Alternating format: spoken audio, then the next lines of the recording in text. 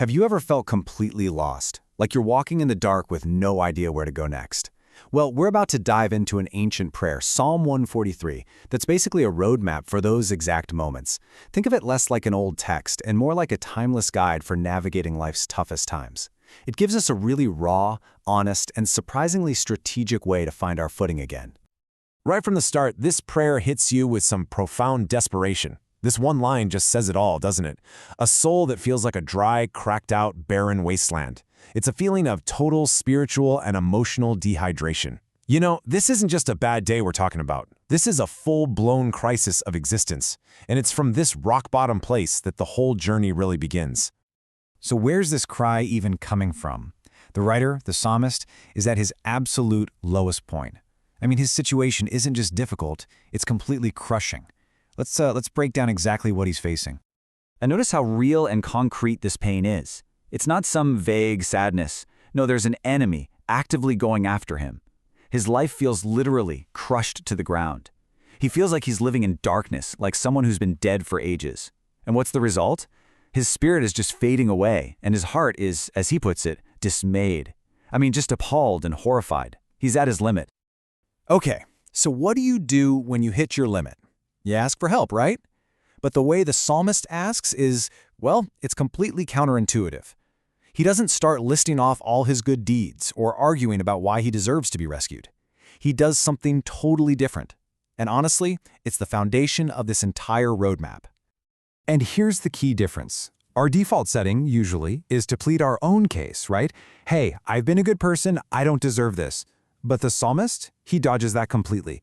He bases his entire appeal on God's character, asking for help because of your faithfulness and because of your righteousness. His hope isn't in his own resume, it's in God's unbreakable promise. And what's really interesting is how this ancient prayer connects directly to a huge idea in Christian theology. This verse from Galatians says the exact same thing. Being made right isn't about what you've done, it's about faith.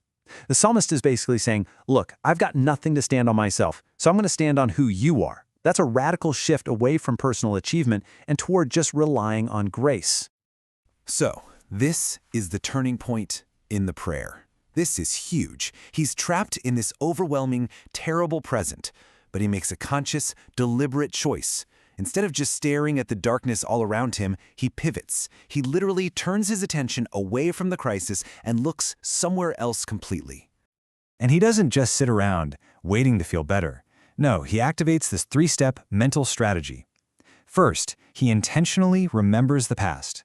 Second, he meditates on what God has done. Really thinks deeply about it.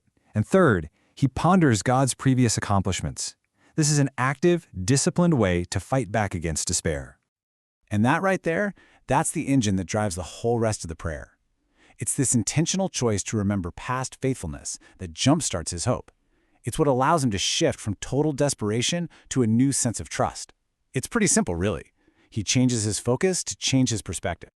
And as that little spark of hope gets rekindled, the prayer itself actually starts to change. It started out as this desperate scream for rescue, but it evolves. It turns into something much, much deeper, a request for more than just, survival. And this brings up a really good question for all of us, doesn't it? When we're in a crisis, is our only goal just to escape, to just get back to normal? The psalmist's prayer here suggests that maybe, just maybe, there's a more profound purpose hiding in the struggle. I mean, just look at this evolution. The first pleas are all panic buttons. Answer me quickly. Rescue me. But then they shift. He starts asking to hear about God's love, to be shown the right path, and even teach me to do your will. See what's happening?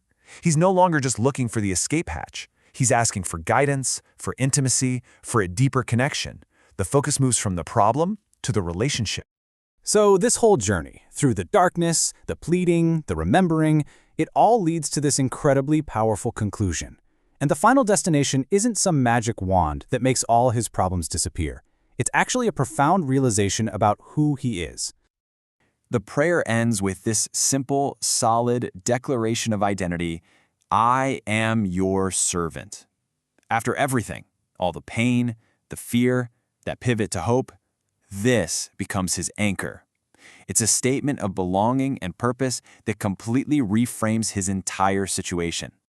So what does servant even mean here? Well, it's not about being a slave. It's about having a place, a purpose, a protected status. It's an identity rooted in belonging. Now, Christian sources take this idea even further. They see this identity, through Jesus, becoming a child of God, someone who not only belongs but also inherits a mission to join in God's work in the world. So the roadmap of Psalm 143 leaves us with this final thought to chew on. In our own darkest moments, when our souls feel like that parched land, what's our ultimate goal? Are we just looking for a resolution to the problem? Or are we, like the psalmist, seeking a deeper relationship that can actually guide us through it?